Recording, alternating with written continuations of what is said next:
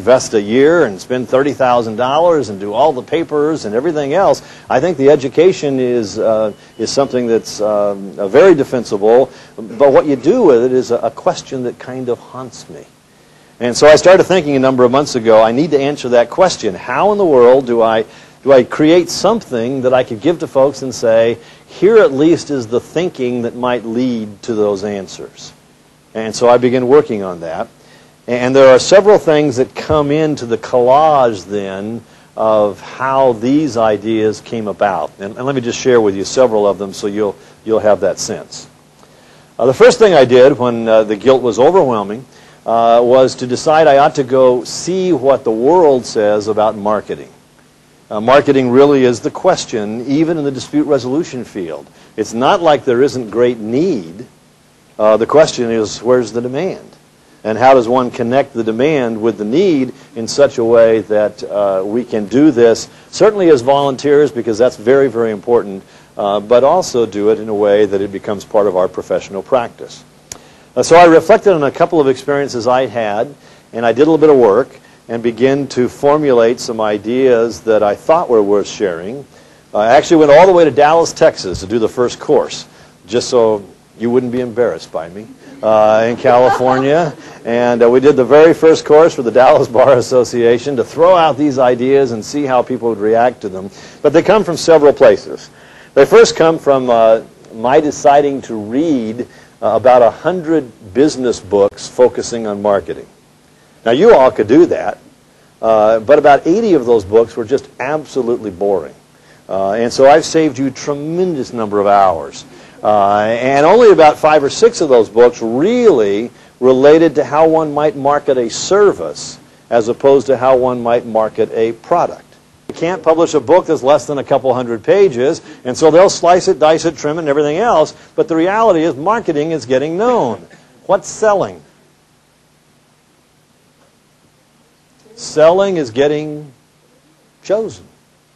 Okay, now think about that. Marketing is getting known. How do I get known? Selling is getting chosen. How do I get chosen? Now, when those two questions get answered, I'm in business. I got something to do. If people know about me and are wanting to choose me, we'll work the rest of the details out, I am sure. But I got to somehow get known, and I have to somehow, through that, get chosen. How do I do that? Now, I'm going to suggest some ideas that push you in a couple of different directions here. I spent 5 years with what is the largest dispute resolution organization in California. And as I spent those 5 years as a vice president of that organization, watching it grow from about $18 million a year to about $50 million a year in revenue, there was a lot of learning that went on. Some of it painful. Some of it very, very instructive, as in that organization we sought to take the professional practice of mediation and push it into an environment and a format that needed to be highly successful economically. And so there was a tremendous amount of learning there, and I tried to think back in those experiences. You know, what did we do there? What did we do right? What did we do wrong? We invested millions of dollars doing some very, very right things, and we probably invested millions of dollars doing some things that, while weren't inherently wrong, didn't do much to help.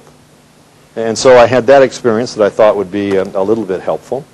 Then I began to reflect a little bit on my own mediation practice, which is not a huge practice, but over the course of 15, 16, 17 years, kind of a continual stream of cases.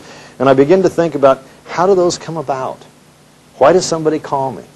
What led them, with all the possibilities in this field that are fairly well known, to call a particular individual and say, we think you might be helpful on this particular case?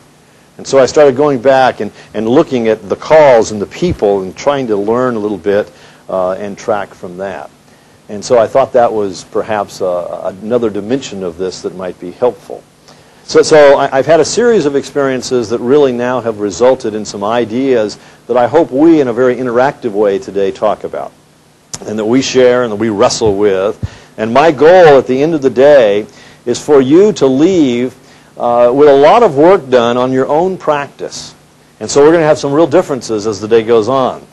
Somebody might be thinking about their practice in the medical field. Someone else might be thinking about it in the family field. Someone else might be thinking about it in the commercial world. And so we'll have a lot of variety in where we're thinking today, and thus the answers to lots of questions will be very, very different for each of us. But my sense is the questions, and we're going to wrestle with about 8 of them today, are the kinds of questions that will lead us toward a more successful and practice and professional work.